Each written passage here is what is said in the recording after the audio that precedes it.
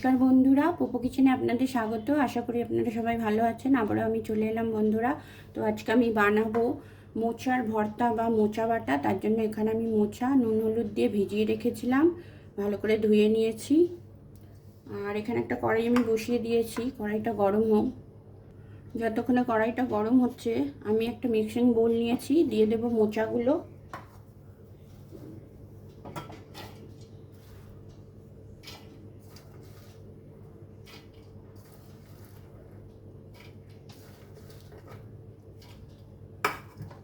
মোচাগুলো দিয়ে দিলাম। এখানে আমি নিয়েছি কয়েকটা কাঁচা লঙ্কা, এক টুকরো আদা, আদাটা দিয়ে দিচ্ছি।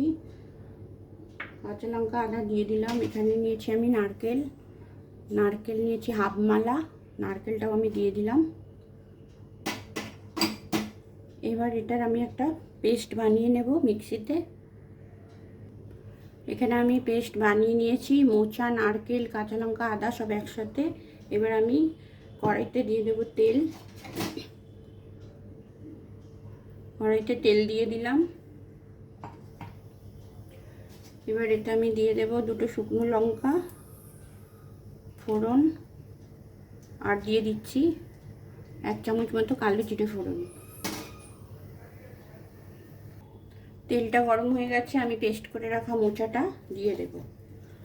মোচার ঘন্ট না মোচার ভর্তা বা মোচা বাটা খেতে খুব ভালো লাগে বন্ধুরা।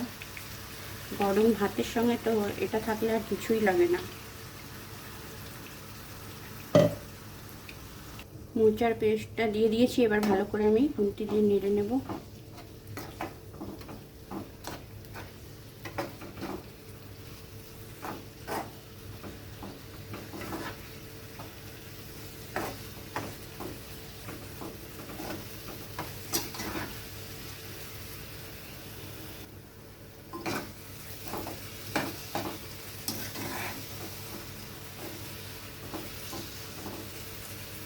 এবার এর মধ্যে আমি দিয়ে দিচ্ছি হাফ চামচ হলুদ গুঁড়ো, দিয়ে দিচ্ছি হাফ চামচ জিরে গুঁড়ো, দিচ্ছি আমি হাফ চামচ ধনে গুঁড়ো।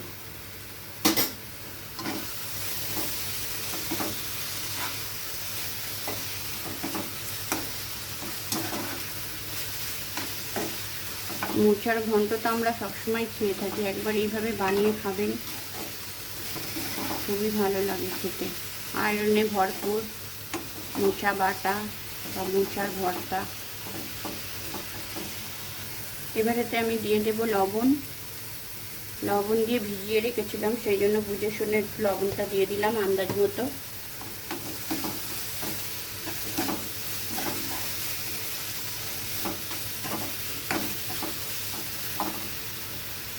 আচ্ছা, এবার আমি এতে দিয়ে দেব সেদ্ধ করে রাখা ছোলা।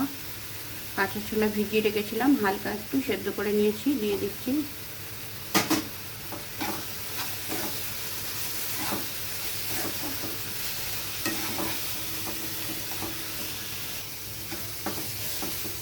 খুব ভালোভাবে মোচাটা তেলের সাথে নেড়ে নেব, যাতে জল ভাবটা মরে যায় আর মোচাটাও সেদ্ধ হয়ে যায়।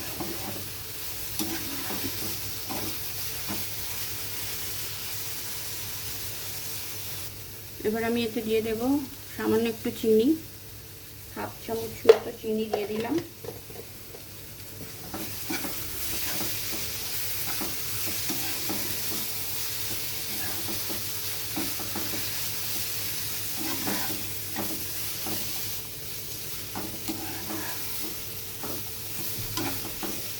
এবার আমি এতে দিয়ে দেব সাদা তিল, এই হাফ চামচ মতো সাদা তিল দিয়ে দিচ্ছি। আপনারা চাইলে পোস্ত দিতে পারেন।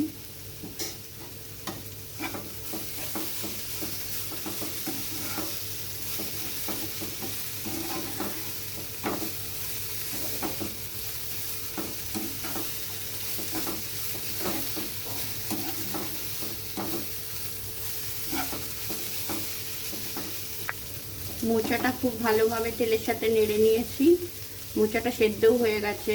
আর ছোলাগুলো তো আগের থেকে সেদ্ধ করা ছিল, দেখুন বন্ধুরা ছোলাগুলো আরও ভালোভাবে মজে গেছে। এবার আমি গ্যাসটা অফ করে এটা নামিয়ে নেব। গ্যাসটা অফ করে দিলাম। এবার আমি এটা তুলে নিচ্ছি।